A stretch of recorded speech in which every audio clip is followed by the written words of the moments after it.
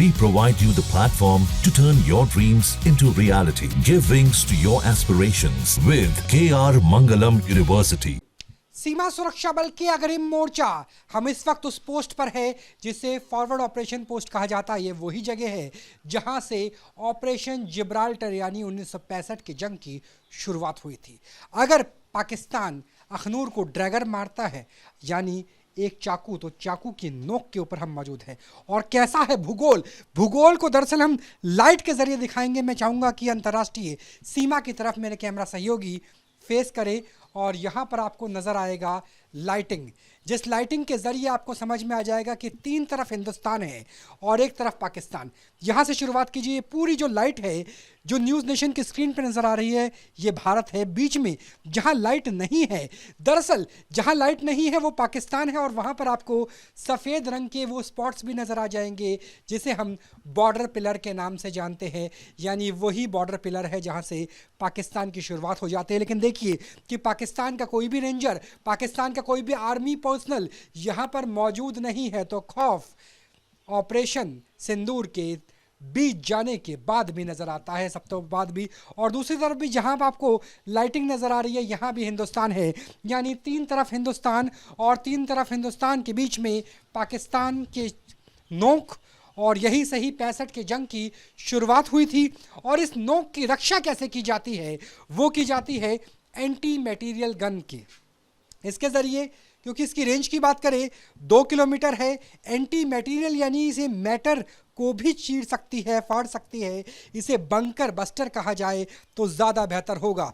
इसमें अलग अलग एमएम के राउंड्स लगाए जा सकते हैं और इसकी जो आगे की नाल है वो आपको बाहर तक नज़र आएगी और इसके ज़रिए 2 किलोमीटर के आसपास तक अचूक निशाना लगाया जा सकता है, बंकर्स को उड़ाया जा सकता है। सोचिए एक ऐसी गन जिसकी ऊंचाई मेरी हाइट के आसपास है, 5.5 फुट से भी ज़्यादा इसकी हाइट है और इसके ज़रिए, इस लंबाई के ज़रिए आप बंकर्स को निशाना बना सकते हैं। और यहाँ पर इस जो ठीक सामने आपको नजर आएगा यहाँ पर पाकिस्तान के लश्कर तोयबा और जैश ए मोहम्मद का मेन लॉन्च पैड भी था। वो लॉन्च पैड जो 32 साल से ऑपरेट हो रहा था और जिसे निशाना बनाया गया था। लूनी लॉन्च पैड का नाम था। सर यहाँ पर बात करने के हमारे साथ मौजूद है। सर अगर बात की जाए एंटी मटेरियल गन और सामने जो ड्रैगर की नोक और लॉन्च पैड किस तरीके से तबाह किया गया था ऑपरेशन सिंदूर में? ऑपरेशन सिंदूर के दौरान हमें काफ़ी पहले अन्य सिस्टर एजेंसीज और हमारे जो बीएसएफ की इंटेलिजेंस ब्रांच है उसके माध्यम से हमेशा सूचना मिलती रहती थी कि हमारे सामने पाकिस्तान के सियालकोट डिस्ट्रिक्ट के पास लूनी एक गांव है जिससे आतंकवादी जो है काफ़ी इंडिया में घुसने के फिराक में रहते हैं।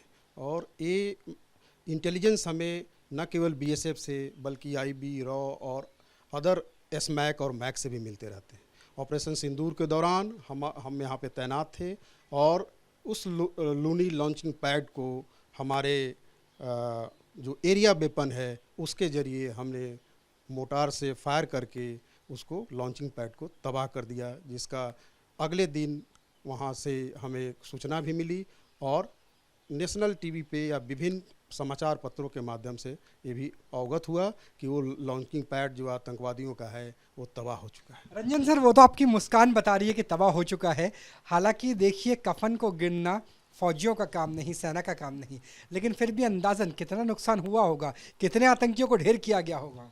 जो हमारी इंटेलिजेंस कहती है कम से कम 25 से 30 के बीच में रहे होंगे जिनको उस समय वहाँ नुकसान हुआ है।